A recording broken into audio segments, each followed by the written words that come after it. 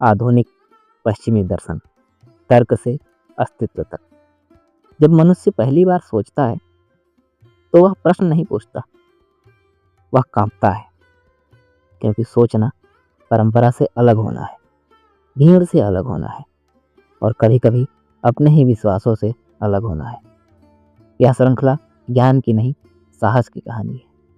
सदियों तक मनुष्य ने सत्य को बाहर खोजा, धर्म ग्रंथों में, परंपराओं में, राजाओं और ईश्वर के नाम पर बनी सत्ताओं में। लेकिन एक दिन यूरोप में एक शांत विद्रोह हुआ, जहाँ कोई नारा नहीं, कोई क्रांति नहीं, केवल एक प्रश्न कि क्या जो कुछ भी मैं जानता हूँ वह सच में सत्य है। और यहीं से आधुनिक पश्चिमी दर्शन की यात्रा शुरू होती है। हमारी इस यात्रा का पहला पड़ाव होगा तर्कवाद, रेशनलिज्म। तर्कवादी दार्शनिक मानते हैं कि इंद्रियां धोखा दे सकती हैं, अनुभव भ्रमित कर सकता है, लेकिन बुद्धि यदि ईमानदार हो तो सत्य तक पहुंचा सकती है। यहाँ हम मिलेंगे रेने डेकार्ट से, जिन्हें तर्कवाद का जनक माना जाता है।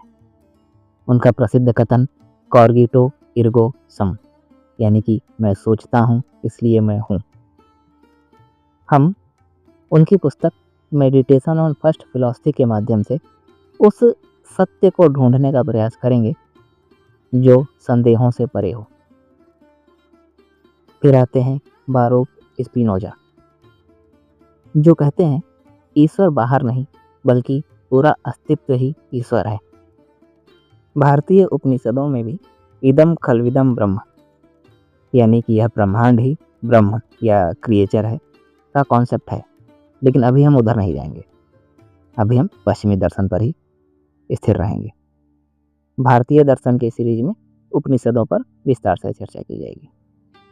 तो बारूक स्पिनोजा को हम उनकी पुस्तक एथिक्स के माध्यम से समझेंगे, जहाँ दर्शन गणितीय कठोरता के साथ ईश्वर, प्रकृति और नैतिकता में बदल जाता है।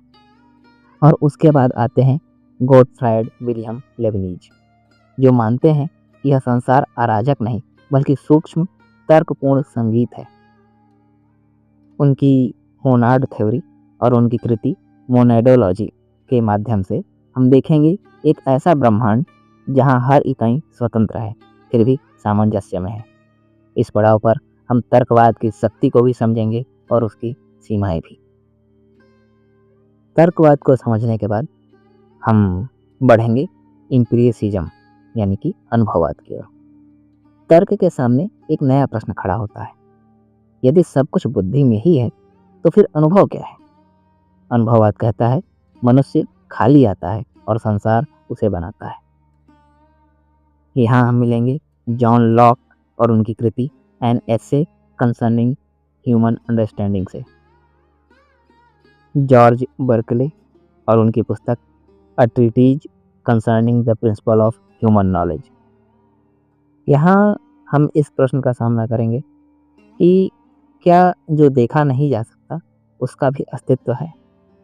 और फिर हम मिलेंगे डेविड ह्यूम से और उनकी कृति an inquiry concerning human understanding को समझेंगे, जहाँ अनुभव स्वयं निश्चित ज्ञान को संकट में डाल देता है। फिर इस श्रृंखला के तीसरे पड़ाव में हम लोग देखेंगे ट्रांसेंडेंटल आइडियलिज्म, आलोचनात्मक दर्शन, और मिलेंगे इमैनुअल कांट और उनकी कृति क्रिटिक ऑफ प्योर रीजन से। यह हमें बताती है कि ज्ञान न केवल अनुभव से आता है और न ही केवल बुद्धि से, बल्कि मन स्वयं अनुभव को आकार देता है। यह दर्शन अपनी सबसे गहरी और आत्म सीमा को पहचानता है। फिर हम देखेंगे फेनोमेनोलॉजी, यानी कि प्रत्ययवाद। यहाँ प्रश्न बदल जाता है, सत्य क्या है से आगे अनुभव स्वयं कैसे प्रकट होता है, हम इस पर विचार करेंगे।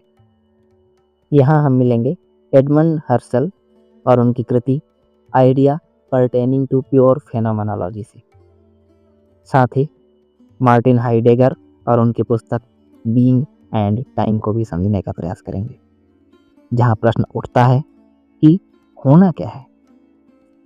और इस श्रृंखला के अंतिम भाग में हम लोग अस्तित्ववाद, एग्जिस्टेंशियलिज्म को समझने का प्रयास करेंगे। यहाँ हम मिलेंगे सोरेन कीरकेगार्ड और उनकी पुस्तक फियर एंड ट्रिम्बलिंग से, जहाँ सत्य व्यक्तिगत है।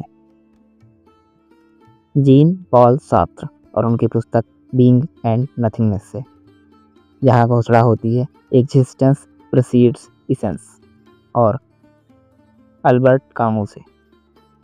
और अंत में हम लोग सिमोन द बोआ की द सेकंड सेक्स को भी समझने का प्रयास करेंगे, जहाँ अस्तित्व सामाजिक बन जाता है।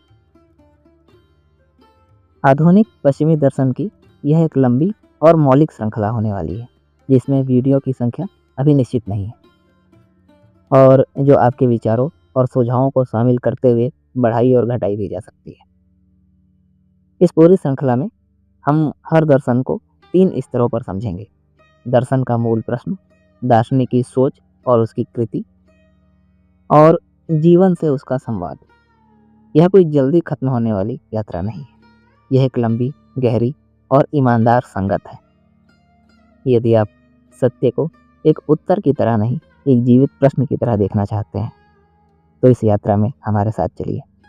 चैनल को सब्सक्राइब कीजिए, चर्चा में उतरिए और हर उस प्रश्न को जगह दीजिए जो अब तक आपने दबा रखा था, क्योंकि दर्शन सिखाता नहीं, जगाता है। और अब एक अंतिम बात और निवेदन: किसी भी दर्शन या दार्शनिक अथवा उसकी कृति पर चर्चा करते समय इस बात का ध्यान रखा जाएगा कि यह किसी अंतिम सत्य के दावे जैसा न लगे। यह केवल एक दार्शनिक के विचारों का निरूपण होगा, किसी के विचार का समर्थन या विरोध नहीं।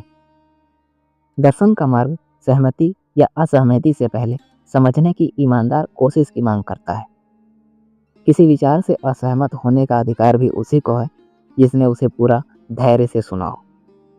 मेरे द्वारा प्रस्तुत शब्द मूल दार्शनिक की चेतना की ओर संकेत होंगे, मेरी व्यक्तिगत मान्यताओं की घोषणा नहीं।